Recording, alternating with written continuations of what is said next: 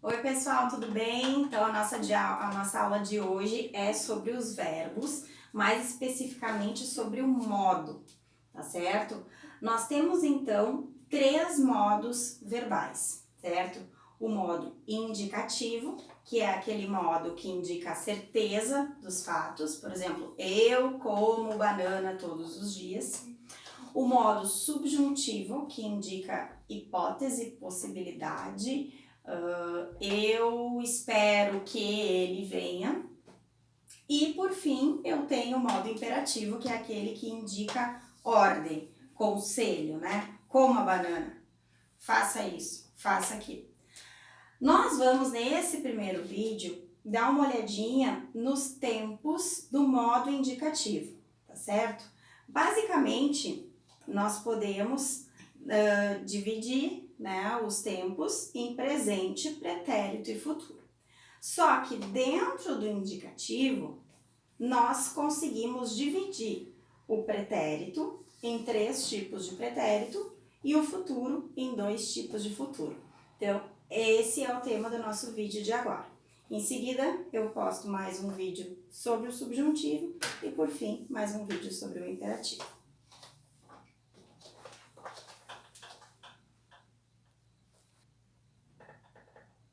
Então, agora nós vamos focar na diferença entre os 2 primeiros tipos de pretérito, o pretérito perfeito e o pretérito imperfeito. Uma coisa que eu sempre digo, que eu acho importante que o aluno saiba, é o que significa esse perfeito quando a gente fala de verbos. Perfeito não significa algo maravilhoso, algo que não tenha defeitos, algo que não tenha problemas, não. Perfeito, quando a gente lida com questões de verbo, essa definição gramatical, é algo concluído, acabado. Então, se vocês observarem a tabelinha de verbos que vocês têm disponível ali para as 3 conjugações, vocês vão notar que o pretérito perfeito é sempre, como o próprio nome diz, uma ação acabada, concluída. Então, por exemplo, aqui, ó, ontem eu brinquei. Ontem eu brinquei de boneca, por exemplo, tá? É uma ação concluída, terminada, acabada. Então, quando eu tenho ali os verbos, por exemplo, cantar, eu cantei, comer, eu comi, partir, eu parti. Então, são coisas muito pontuais no passado. Observem, por outro lado, o pretérito imperfeito. Por que se diz que ele é imperfeito? Porque significa que é uma ação não concluída, não pontual, que começou e terminou no passado pontualmente, né? Quando criança, eu brincava de boneca, significa que ela teve uma certa duração nesse passado, né? Por um período de tempo, eu brincava de boneca. Nessa frase aqui, nós temos então os 2 pretéritos sendo colocados. Eu tomava, então essa terminação ava, vocês podem dar uma olhadinha ali, vocês podem sublinhar as terminações que vocês têm nas tabelinhas para cada um dos tempos das 3 conjugações, lembrando ar, primeira conjugação, segunda conjugação e ir, terceira conjugação. Interessante que vocês possam sublinhar essas terminações dos verbos regulares, porque é só olhar para cada uma das conjugações e vão ser sempre aquelas terminações ali, né, para os verbos regulares. Então, eu tomava banho quando a luz acabou. Ou seja, aqui eu tenho uma ação no pretérito imperfeito que tinha uma certa duração, ela estava tendo uma certa duração no passado, até que uma ação pontual, quer dizer, ela começou e terminou, veio a interromper este banho, digamos assim, tá? Aqui veio a falta da luz e interrompeu, esse banho interrompeu, então, essa ação que se dava no passado, tá? Então, retomando, pretérito perfeito, uma ação concluída, acabada.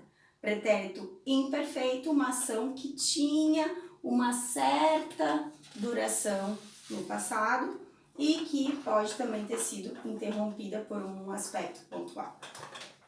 Agora a gente vai dar uma olhadinha no terceiro pretérito, que é o mais que perfeito.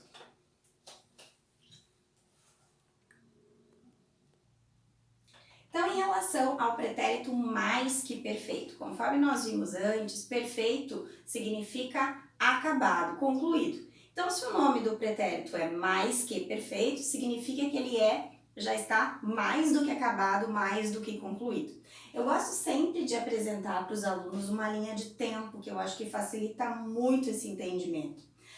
Agora são 20 horas, não sei em que momento que vocês estão assistindo esse vídeo, mas digamos que agora sejam 20 horas, como de fato está sendo para mim, tá? Bom, 20 horas aqui representa esse momento que eu estou vivendo, certo? Aí eu estou dizendo que às 19 horas nós ligamos a TV para assistir a um jogo de futebol.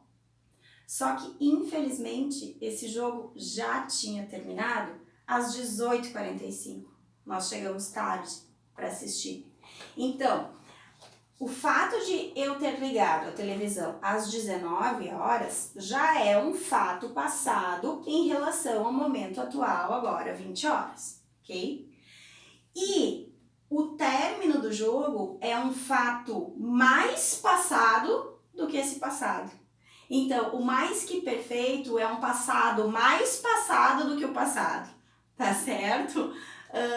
Então, retomando, 20 horas, momento atual. 19 horas já é um fato passado. 18h45 é um fato mais passado ainda do que este passado. Então, por isso que nós chamamos de mais que perfeito. Onde está a frase que nos coloca isso? Quando ligamos a televisão, aqui eu tenho um pretérito perfeito, nós ligamos. O jogo, esqueci do já aqui, fica melhor. O jogo já terminara, não é terminará, é terminara. Então, isso aqui aconteceu primeiro e isso aqui aconteceu por segundo, tá?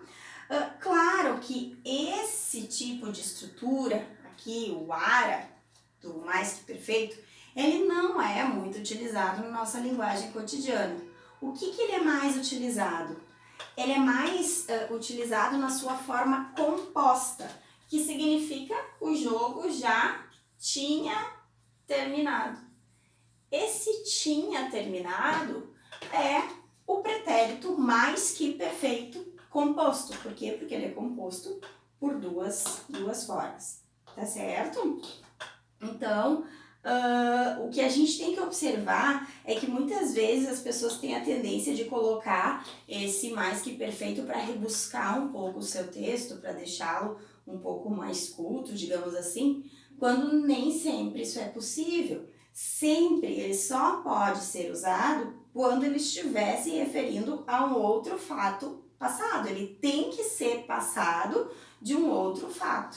Então, ele sempre tem que vir nessa dobradinha, né? Ou pelo menos ficar subentendido qual é o outro fato passado com que ele está se ligando. Bem?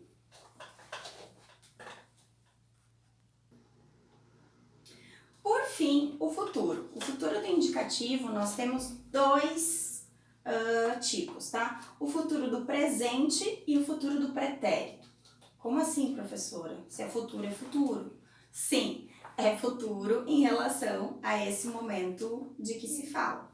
Mas ele tem uma breve diferença. Ninguém comentará esse assunto, tá? Eu acho que fica muito claro, é um futuro em relação ao momento que nós estamos agora. Ninguém vai comentar, né? Ninguém comentará. Agora, como é que um futuro pode ser futuro do pretérito? Não é difícil. Na verdade, como o próprio nome diz, ele foi um futuro, é uma ação que foi futuro em relação a uma outra ação já do pretérito. Como assim? Eu acho que com a frase fica um pouquinho mais fácil. Você nos garantiu, aqui eu tenho um pretérito perfeito, você nos garantiu lá atrás que os documentos viriam hoje. Ou seja, lá no passado, né? Não sei quando foi que aconteceu essa garantia aqui, digamos que tenha sido semana passada. Semana passada, esse cara estava dizendo, os documentos virão em 5 de abril. Quer dizer, lá naquele passado, isso foi um futuro. Não, eles virão em 5 de abril, tá? Mas agora a gente sabe que isso talvez não tenha se realizado, né? Neste momento, a pessoa está dizendo, você nos garantiu que os documentos viriam hoje. Então, por isso que ele é um futuro do pretérito, porque ele é um futuro, ele foi um futuro em relação a um momento que já passou. Por isso que ele é chamado assim. Uma outra forma de se empregar também o futuro do pretérito é com relação à cortesia, né? Você pode, para demonstrar um pouco mais de educação, digamos assim, você poderia fazer isso para mim? Você gostaria de me ajudar? Seria possível, né? Então, essa também é uma outra forma, bem? Então, agora encerramos esse vídeo. Próximo vídeo, eu falo um pouquinho sobre o subjuntivo, que é o modo da possibilidade, da dúvida.